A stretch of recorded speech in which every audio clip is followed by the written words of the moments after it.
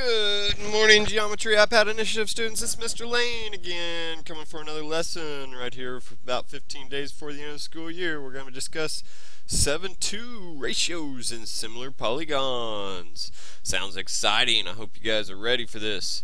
You can read through the objective and the why. Make sure you answer number 5. You need a half page of notes with number 5 answered, and then the summary to get your full 5 points of credit.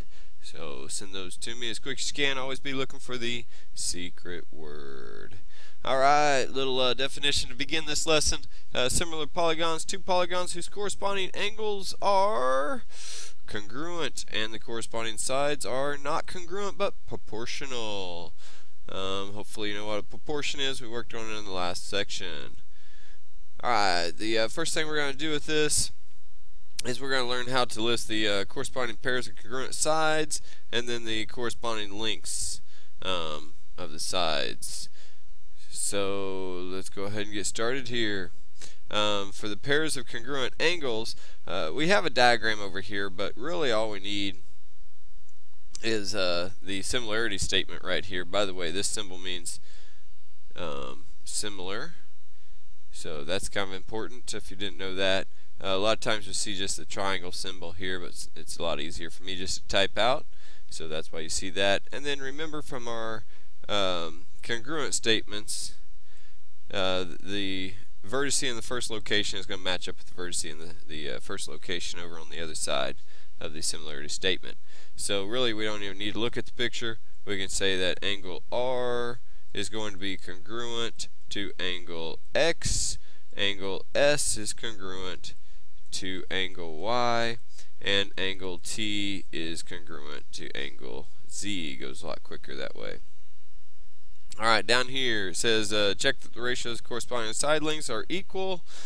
So we need to match up the sides. RT is the outside 2, matches up with XZ over here, so the 25 matches up to the 15, so we're just going to put 25 over 15. And that should equal, we should have 30 over 18, which should equal 20 over 12. So we got to reduce these all real quick and show that all these side lengths are equal. So it looks like a 5 out of this would be 5 thirds. Looks like a 6 out of this would be 5 thirds, and a 4 out of this would be 5 thirds. So all the corresponding lengths match up. We could list the corresponding sides if we wanted to, like RT corresponds with XZ, so on and so forth. Let's move on. Given that the triangle JKL is similar to triangle PQR, list all pairs of congruent sides, write the ratios of the corresponding side lengths in a statement of proportionality. Wow, that sounds pretty tough, but let's go ahead and get going here. Let's see. Let's just start with the angles real quick. So angle J, just from the last example, we know is going to be congruent to angle P. Angle K is congruent to angle Q, and angle R, matey.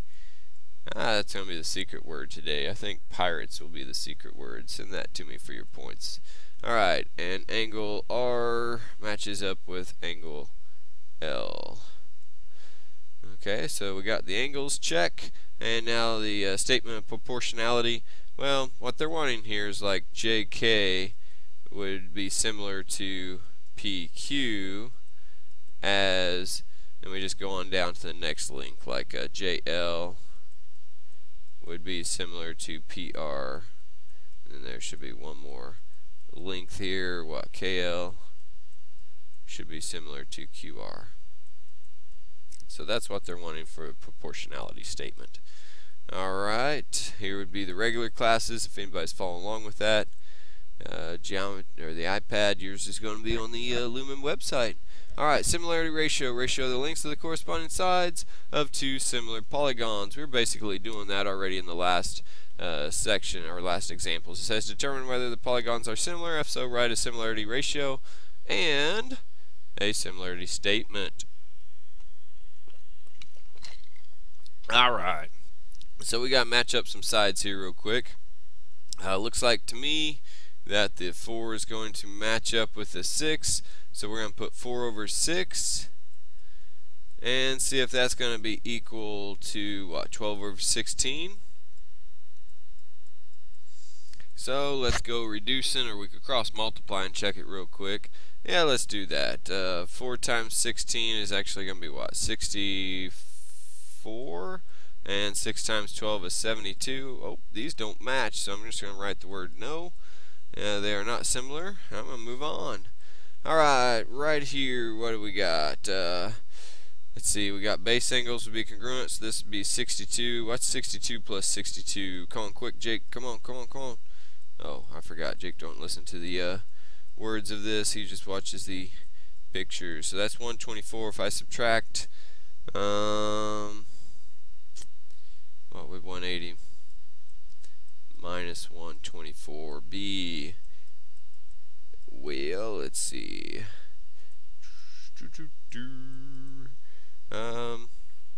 Is that a 5? It's not going to be equal to 36, that's for sure. 56. Let's change this problem. Let's make that a 56. Alright, so this would be 56. These would all match up, 62. So all the corresponding angles are going to match up. The sides looks to be 5 over 10 and 5 over 10, so they're going to match up also. So what are we supposed to do? Write the similarity ratio. Well, 5 over 10 would be what? 1/2 for the similarity ratio. And the similarity statement would be triangle QRP is similar. A little wavy line there is all I need. I can't hit the right things here, eraser. Whoa, that's a big eraser. Let's try this again. QRP is similar to triangle TWS. Alright, very good job. Move on.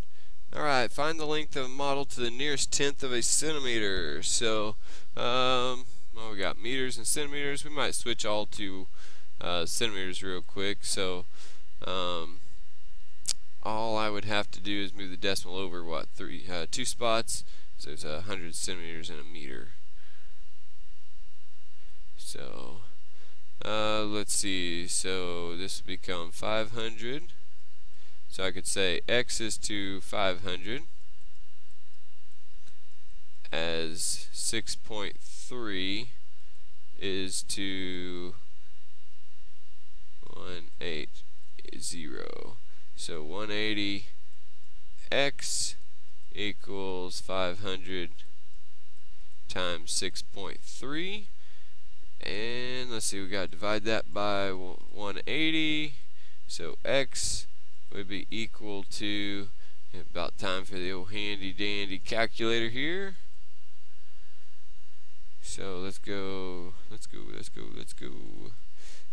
times 6.3 equals that, but we got to divide that by 180, and we get about 17.5 centimeters. Alright, I think that's going to wrap this lesson up. This is Mr. Lane signing off from OHS High School. As always, have a great day.